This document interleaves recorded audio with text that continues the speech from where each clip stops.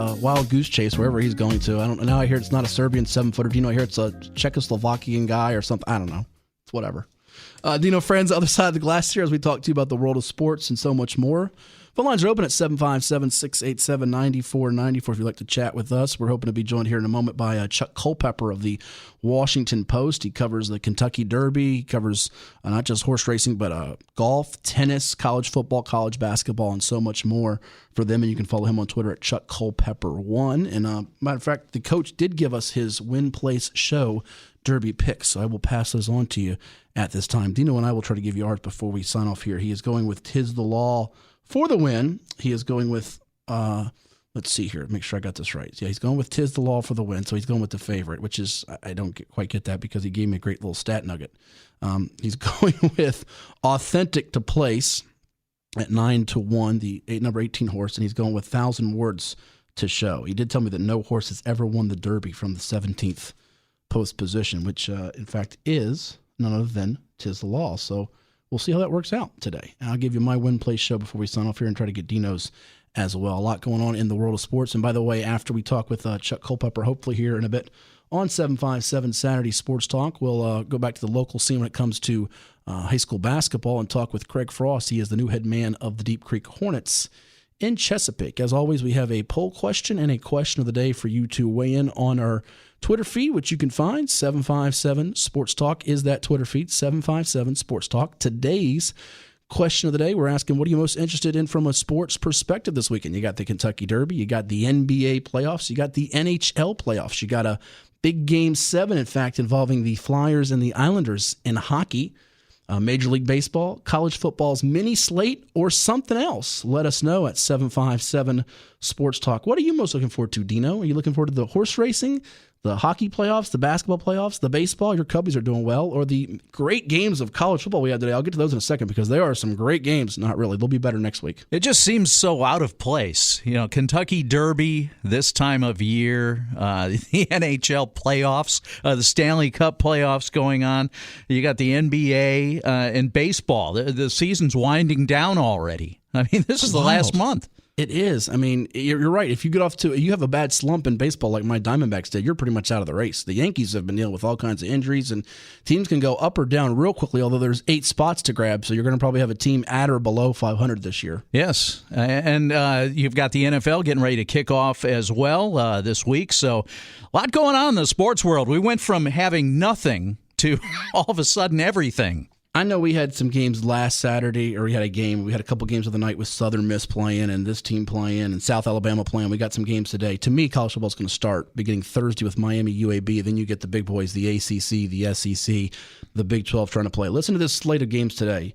Eastern Kentucky at Marshall, Middle Tennessee at Army, SMU, that's the SMU Mustangs, at Texas State, Houston Baptist at North Texas. You even know what the nickname for the Houston Baptist football team is? What is that? It's the Huskies. I thought it was the Wolves. But the anyway. Huskies. Yeah.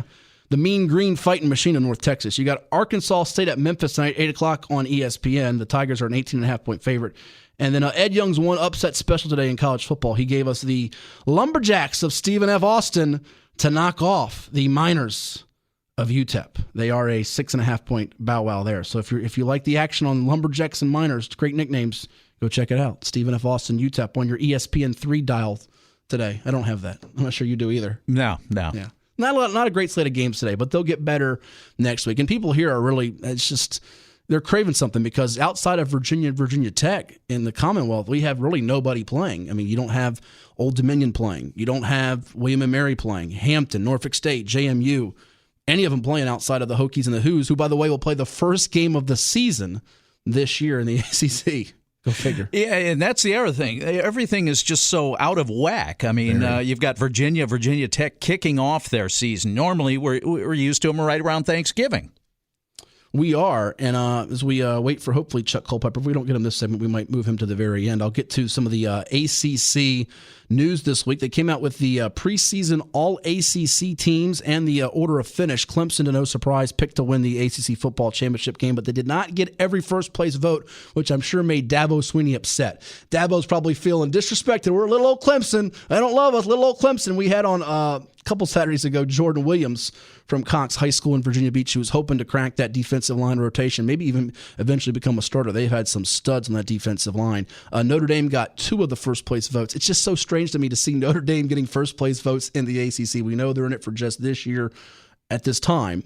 Who knows if they'll be in beyond this year. We've had some people on the station that have told us, probably not beyond this year. And they do have a local player I'll tell you about in a moment here from the 757 who's garnering interest. But it just seems so strange to see Notre Dame in there, though they've been playing the ACC for basketball with the Clemsons. And by the way, UNC picked 3rd, Virginia Tech pegged 5th, and UVA, who made the ACC championship game a season ago, predicted to finish 9th out of the 15-team league, I should say.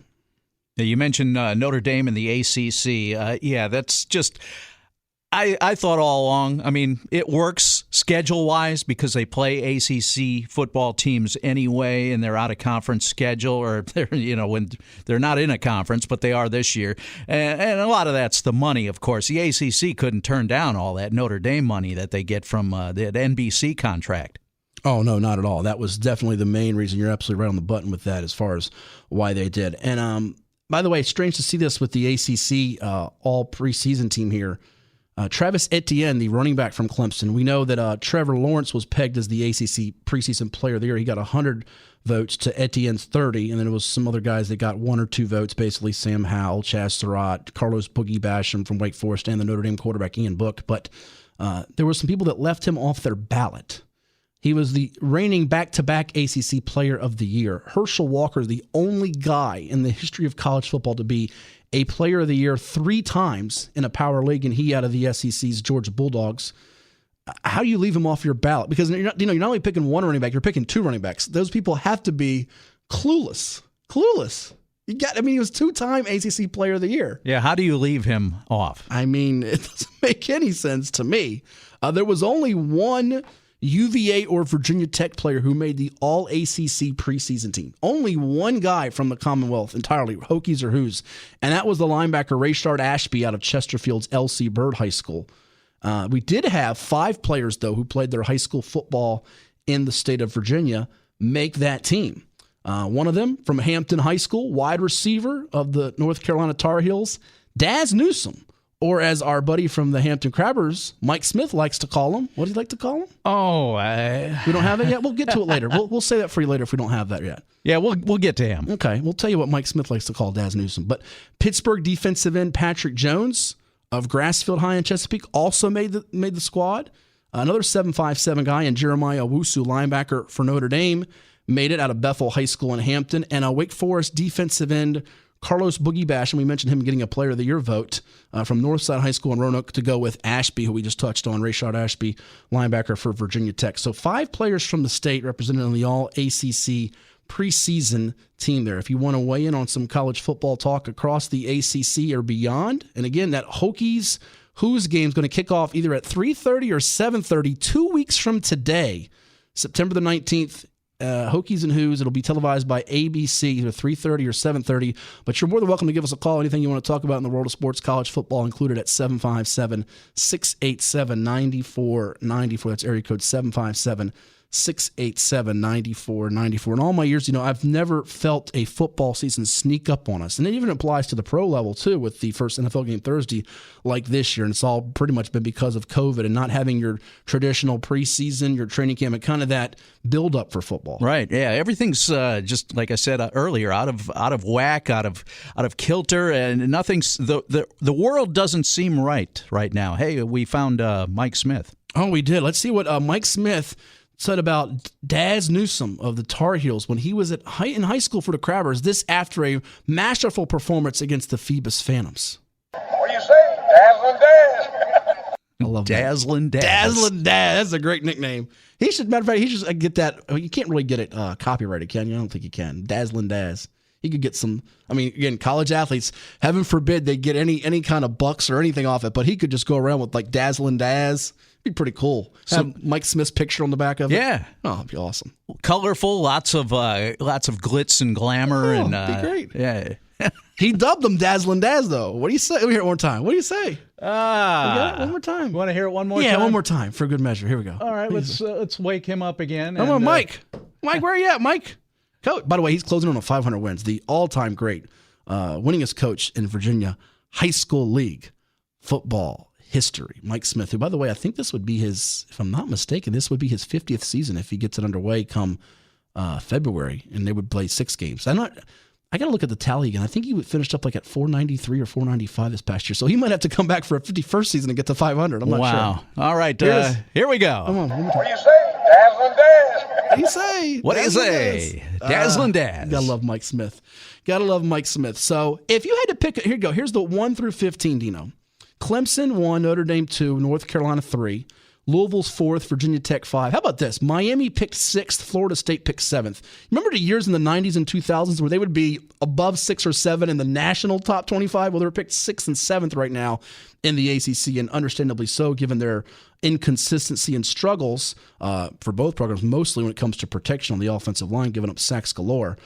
Pittsburgh 8th, Virginia 9th, Wake Forest 10th, NC State 11th, Duke, Boston College, Syracuse, Georgia Tech rounding out the ACC.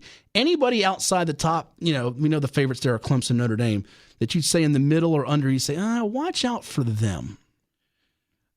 It's going to be weird because you've got conferences that aren't playing. So you're going to have some teams that are going to be ranked that normally wouldn't be ranked at all after this, once they begin play. I mean, right now, I believe the way the poll is, it includes everybody, but then those teams aren't going to play. And you're going to have, like I said, the conferences. There won't be any Big Ten schools. There won't be any Pac-12. You're going to see some other teams sneak in there into the polls. Pittsburgh at 8 to me feels like they're an underdog. I mean, certainly Miami and Florida State, just seeing them at 6th and 7th feels low. But I think Pittsburgh's defense is pretty good. If they get a couple of these teams, they just get their quarterback situation figured out. And I think Miami's got their quarterback in Derek King. We'll find out Thursday night. He was a big-time performer for the Houston Cougars, and we had Phil Steele on the station over the summer talking about his college football Bible, if you will, that's out on newsstands, and I'm sure people that are college football fans want to pick that up, particularly fans of the schools that are playing in the ACC, the SEC, the Big 12. And, he felt like that he was a Heisman dark horse. So if Miami was to get a great quarterback, which they haven't had in forever, you got to go back to what, Vinny Testaverde, since they've had maybe, or Ken Dorsey, they've had some consistency at quarterback. It's been a while. Been a long while. That can change things up considerably in a league where Clemson's a dominant team and Notre Dame's pretty good, but, are they unbeatable? I don't know that they have necessarily the unbeatable feel or aura that, say, you've had with some Alabama or some Oklahoma teams or an Ohio State team. Now, Clemson's certainly been dominant at times for a couple of years here. But this is a year where, are we going to have a dominant team given you haven't had the normal preparation and routine of things? I think you'll see you'll get Clemson, like you mentioned. They're going to be where they were supposed to be. Your schools like Alabama, they're going to be there.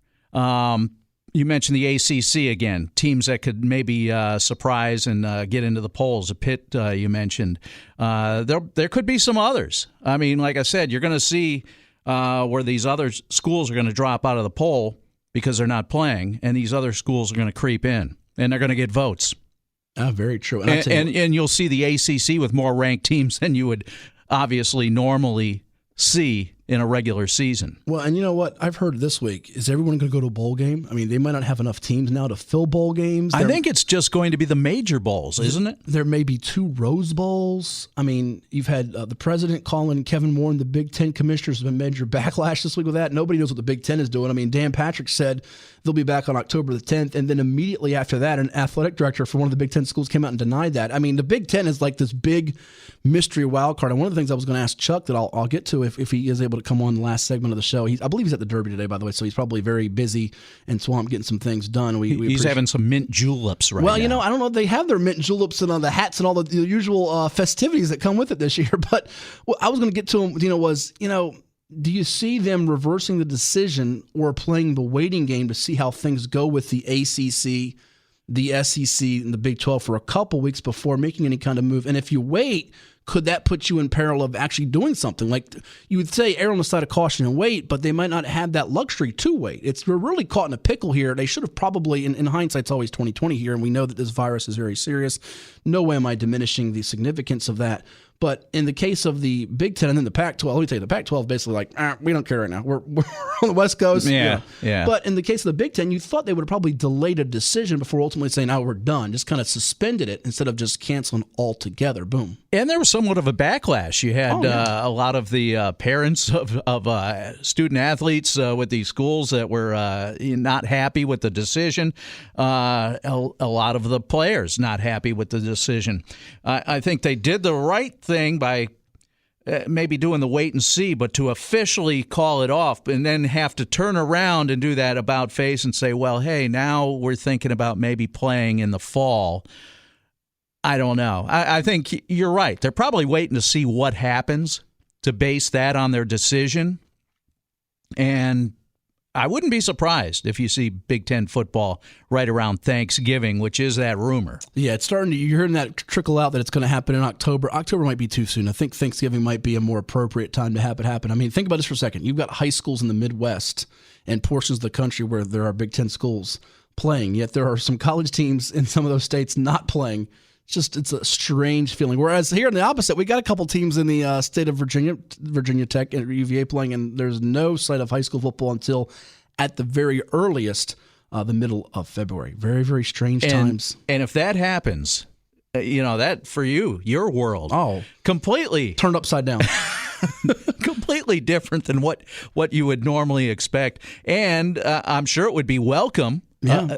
High school football any time of the year, you'd love to see it. Let's hope it does happen for us here in Virginia in February. Let's hope it does. We'll be taking a timeout here in a second. When we come back, we'll talk with Craig Frost. He is the head boys basketball coach now of the Deep Creek Hornets. We want to tell you too about, real quickly before we go to break, though, our poll question on 757 Saturday Sports Talk, and it is basketball related because you know what? College basketball is not too far off in the distance, so weigh in on that poll question, 757 Sports Talk.